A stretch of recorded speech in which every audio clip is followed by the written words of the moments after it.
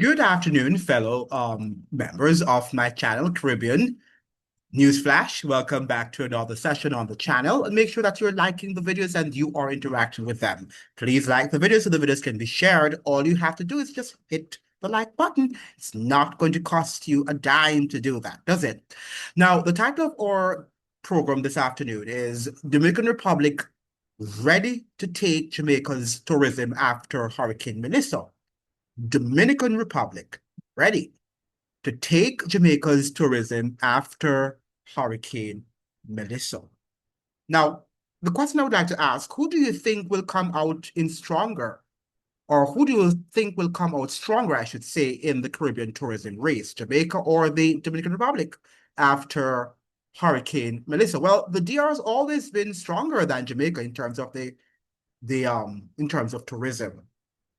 Yes, they have a much more formidable tourism infrastructure than Jamaica does. And we could have a stronger tourism sector had we not been very narrow-minded and also very short-sighted. First of all, our Dominican Republic offers a cheaper tourism package than Jamaica does. And it's a bigger country with, in some cases, much more beautiful beaches. Okay? So it has more to offer because it's a massive country in comparison to Jamaica. Yet still we have that minute country there. We have a superpower in terms of, we are a superpower in terms of our culture.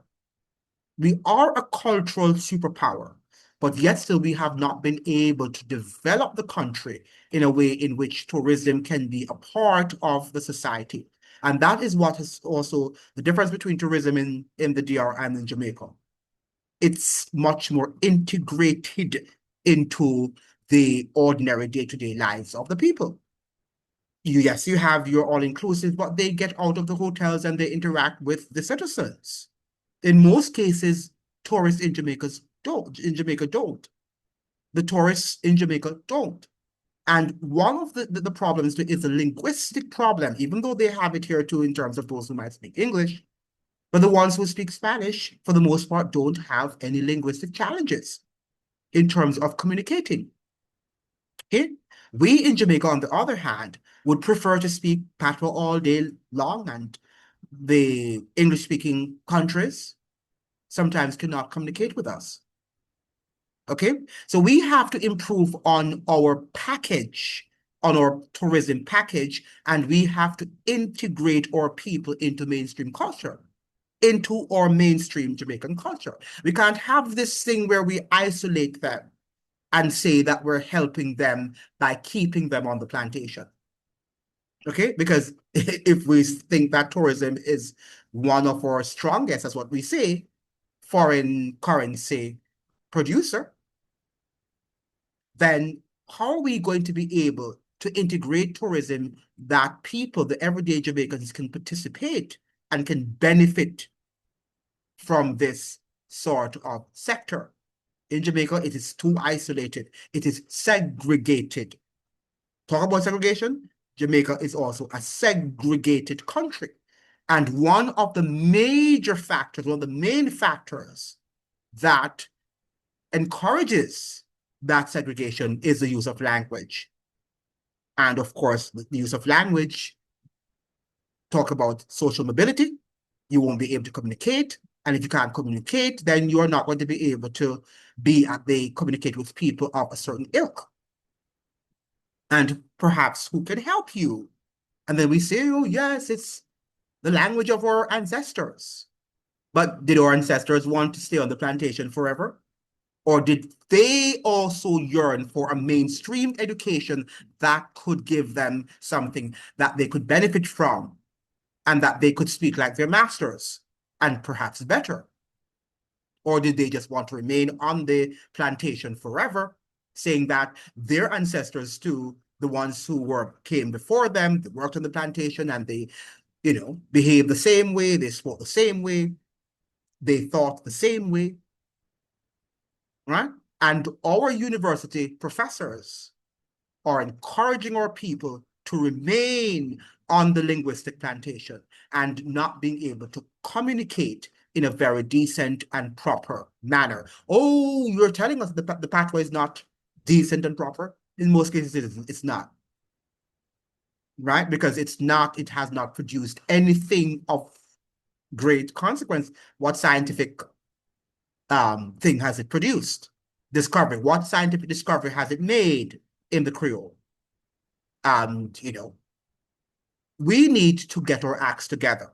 But let's go on with the Dominican Republic. There is an article here coming from I think this is coming from the British, let me see here, something is blocking my screen. Independent, right, the Independent newspaper. That is coming from the UK. And it says that Dominican Republic ready to take on Jamaica's tourism after Hurricane Melissa. Okay? The Dominican Republic has greenlit an additional 800 flights to accommodate a sudden influx of tourists diverted from Jamaica and other Caribbean destinations in the wake of Hurricane Melissa's devastation. These regular and charter flights were approved as the nation gears up for its peak tourism season, industry officials confirmed on Wednesday. The move aims to manage the surge in visitors originally planning holidays elsewhere in the Caribbean. This will have a positive impact on hotel occupancy in the Dominican Republic, and Dominican hotels have the capacity to receive that influx, said Nairobi Santos, spokesperson for the country's Association of Hotels and Tourism. So what we're going to see now, the hotels that are not up and fully functioning, that is what is going to happen very soon, right? That is what is going to happen very, very soon, okay? That we are going to see that many of the hotel businesses that we used to have in Jamaica are going to move to the DR. Yeah, that's what's going to happen. And, if Jamaica was known to be a country that moved with great rapidity at getting things done, we could be doing, a lot to have our tourism and country up and running, because we're a small country, all right? Small space, but we're not serious about what we're doing there. Okay, even to get electricity in people's homes is going to take months. And I'm saying, what's the prosperity in Jamaica? Because nothing has changed. When Hurricane Gilbert, struck the island in 1988, it took people 3, 4, 5 months to get their electricity back. And fast forward to 2025, that happened. Hurricane Gilbert happened in 1988, and this Hurricane Melissa took place in 2025, many years after, 30-something years after, right? 37 years. Okay, and we have not improved on our infrastructure. We haven't. Barely improved our infrastructure, because if we had improved, we would have also improved in energy, in terms of being able to get our energy up and running shortly after a hurricane. We can't do that, and we don't desire to do it. We like to, to move slowly, and then we say, oh, it's complex. It's a very difficult situation. It's a category 5, and we blame everything but ourselves. We blame everything but ourselves, and our demeanor, or lackadaisical and pussyfooting demeanor. Right? That is what we blame. And right now, I don't know if and when these flights are directed to the DR, I think Jamaica is going to lose a lot of its tourism capacity to the DR. And maybe we just have to send some of our entertainers to the DR to entertain the tourists here while they build their brand. Okay? Because we are not serious people. We're not serious. And these hoteliers,